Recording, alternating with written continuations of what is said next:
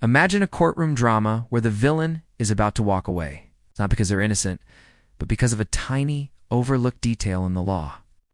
A legal loophole so obscure, it threatens to unravel an entire case.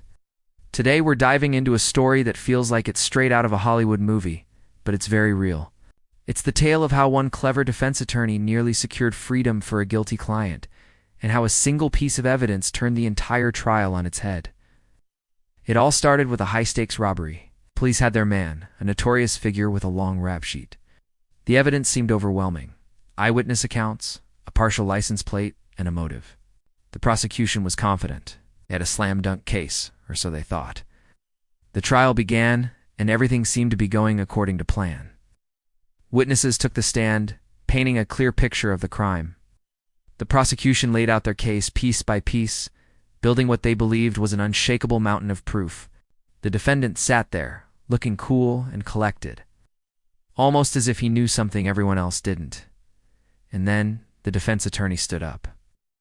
With a calm, measured tone, he began to dismantle the prosecution's case.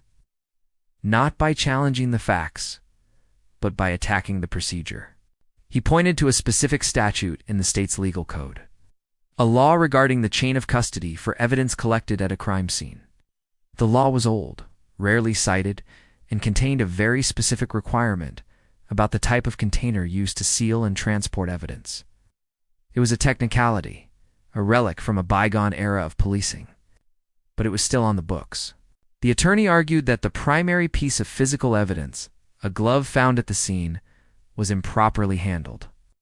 It was sealed in a standard-issue evidence bag, but the statute technically required a different kind of tamper-proof container that was no longer in common use.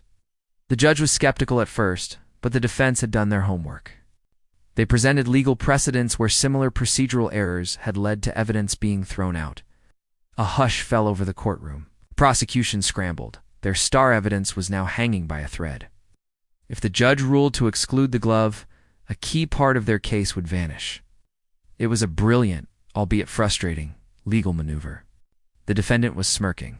Looked like he was going to walk free on a technicality. The judge called a recess to review the law. The air was thick with tension. The prosecution team was in a state of panic. All their hard work was about to be undone by an archaic rule. Was this how justice worked? Could a guilty person really go free because someone used the wrong kind of plastic bag? It seemed like a foregone conclusion. The defense attorney was already planning his victory speech for the press waiting outside. But then, something unexpected happened. During the recess, a junior prosecutor, a fresh-faced lawyer just a few years out of law school, refused to give up. He started digging, not through law books, but through the evidence logs one more time. He was looking for anything, any small detail they might have missed.